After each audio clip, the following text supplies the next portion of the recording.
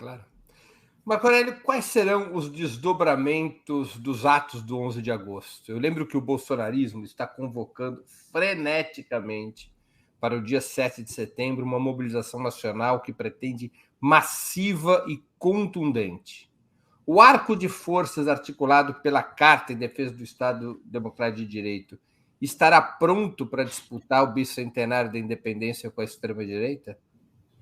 Olha, eu acho que a gente nem tem que se colocar nessa condição, né? Eles vão ocupar as ruas, vai ter muita gente, a gente não tem que se assustar. É uma horda que se organiza, né? É realmente uma coisa muito parecida com o que aconteceu em alguns regimes fascistas, né? O Bruno é especialista ali, o Breno é especialista nisso, já vi falar sobre isso, pode falar muito melhor do que eu, né? Então ele consegue, digamos, encantar a serpente de uma forma, então ele vai mobilizar muita gente. Eu não tenho a menor dúvida, mas eu não me assustaria com isso. Acho que foi muito feliz a decisão do presidente Lula de, junto com o ex-governador Geraldo Alckmin, com lideranças políticas do PT da Bahia, ocupar as ruas da Bahia no 2 de julho. Né? Eu acho que foi muito significativo. Nós já fizemos a nossa festa cívica da independência. Nós já reafirmamos a nossa crença sincera na democracia, no Estado de Direito, no sistema eleitoral e nas instituições. Então, nós não precisamos medir força com eles, mas não podemos nos assustar. É normal que eles levem muita gente para a rua. Eles têm 30% do eleitorado. E é uma horda fanática, extremamente fanática. Uma parte, pelo menos, grande, né? Porque tem gente que se alia a essa horda, com interesses econômicos, financeiros. Tem gente muito esperta aí, né? Que se aproveita disso para poder, na verdade, implementar com esse governo genocida o seu projeto político e econômico para o país. Mas não podemos nos assustar e não vamos tentar nos confrontar. Eu acho que não podemos ocupar as ruas, né? Porque vai ser uma manifestação do Bolsonaro. Mas, Marco Aurélio, por que não podemos ocupar as ruas? Olha, se houver uma deliberação para ocupar, eu lá estarei. Se os movimentos sociais chamarem, eu vou estar ao seu lado, inclusive, porque você, de forma muito coerente, participa de tudo e eu também vou participar. Mas eu acho que nós não podemos entrar nessa provocação do Bolsonaro. O Bolsonaro, seguramente, ele quer confusão, ele quer gerar medo, ele quer gerar insegurança. E acho que se, eventualmente, a gente for ocupar as ruas, seguramente ele vai armar algum tipo de armadilha para nós. Mas se essa for a deliberação da Central de Movimentos Populares, a Frente Brasil Sem Medo, enfim, eu não vejo nenhum problema, ao contrário. Mas aí nós temos que envolver Movimento Negro Unificado, MNU, Coalizão Negra por Direitos, a União de Movimentos de Moradia, a Unificação de Lutas pelos Cortiços, o Sindicato dos Advogados de São Paulo, a OAB de São Paulo. Aí tem que ser um amplo ato, né? Tem que ser um amplo ato. Agora, na história de tudo, na civilização, é tudo elemento comparativo. Existe o feio porque existe o belo. Então, se a gente colocar 300 mil pessoas nas ruas, vamos imaginar, eles colocarem 350 mil pessoas, a narrativa vai ser de que nós fomos derrotados. Então, eu não sei, me parece uma provocação. Mas se a esquerda se ausentar do 7 de setembro, a narrativa não vai ser de que fugiu da raia?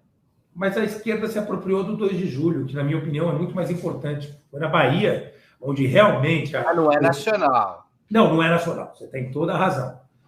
Tem toda a razão que não é nacional. Só os baianos conhecem o 2 de julho e celebram o 2 de julho. Você tem razão. Fica difícil discutir com você, né?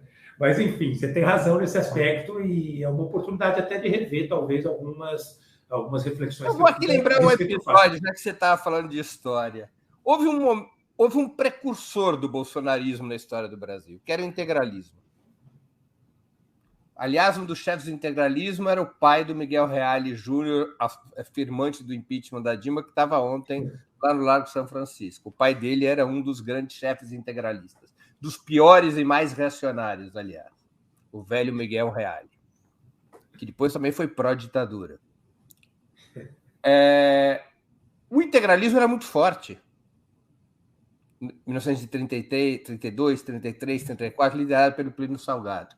E o integralismo resolveu montar o 7 de setembro deles num 7 de outubro de 1934.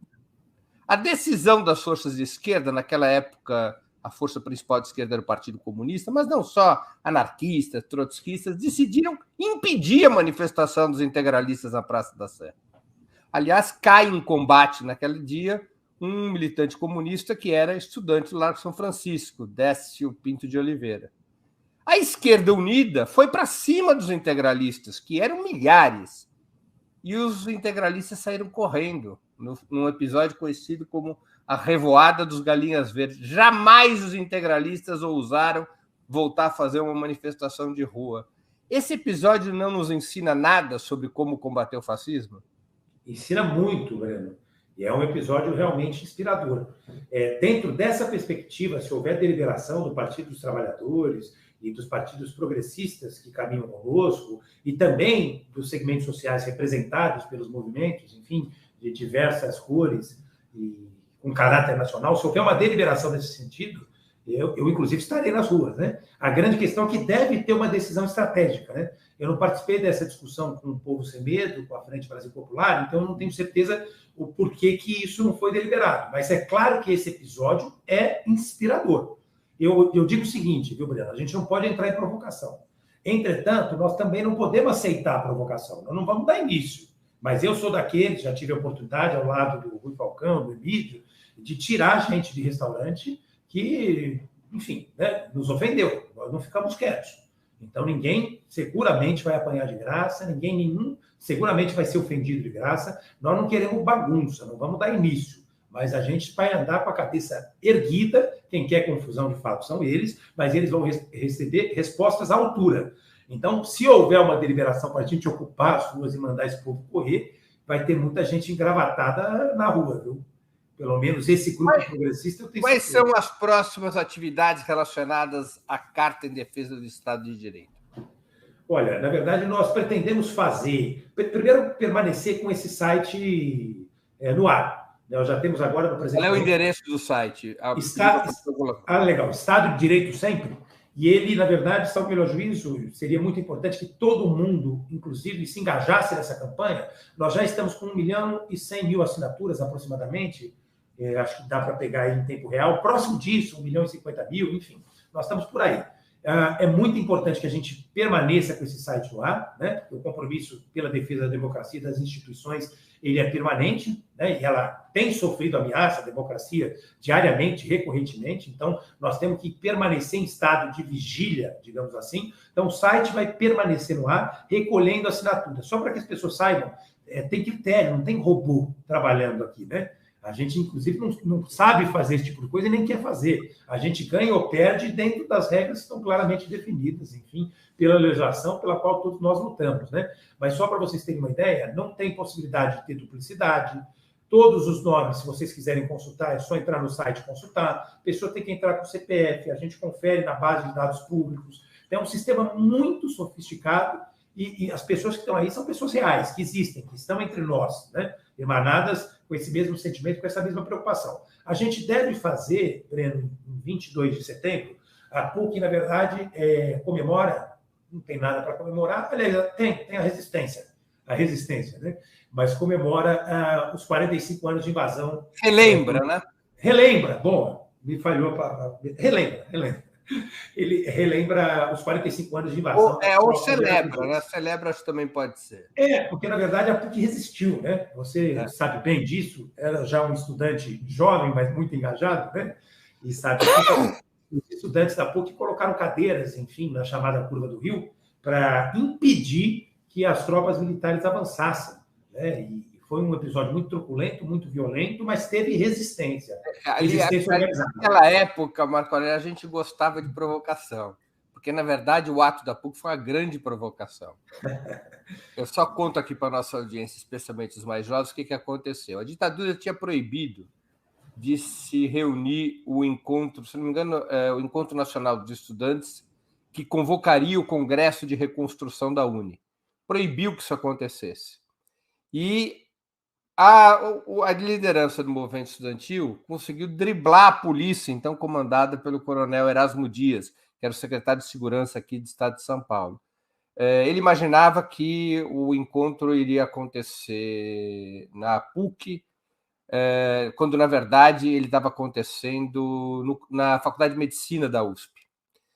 E eles não conseguiram impedir o encontro. Realizado o encontro, alguém teve uma ideia, eu não me lembro quem, vamos fazer uma manifestação para comemorar que nós conseguimos fazer o encontro nacional. E aí decidiu-se fazer a manifestação na PUC, para dar um chega para lá no Erasmo Dias. Você tentou nos impedir e a gente fez o encontro. Aí houve a convocação para essa manifestação. Erasmo Dias babava de ódio e decidiu sentar o pau na manifestação. Só para relembrar aqui para o pessoal o que foi o 22 de setembro, né, de 77? Isso, perdão, 22 de setembro de 1977, né? Foi realmente uma data simbólica, né, para a gente recordar, como você bem disse, ou celebrar, porque nós vamos recordar e celebrar a resistência, né? A PUC sempre resistiu, desde o primeiro momento, né? Eu falo como PUCiano, mas ocupei ontem o Largo de São Francisco, junto com uma tropa enorme do Grupo Prerrogativas, de estudantes, ex-estudantes, enfim, da Pontifícia Universidade Católica de São Paulo. E a PUC teve um papel fundamental na luta e na resistência contra a ditadura, né? E você bem sabe disso, enfim, e é um dia de celebrar a resistência. É o que nós temos que fazer, nós temos que resistir, não há a menor dúvida. Você lembrou recentemente, agora, aqui nessa live, o episódio da resistência, né, ao integralismo, e quem sabe isso nos inspire a fazer algo parecido nesse 7 de setembro ou em algum outro momento, né?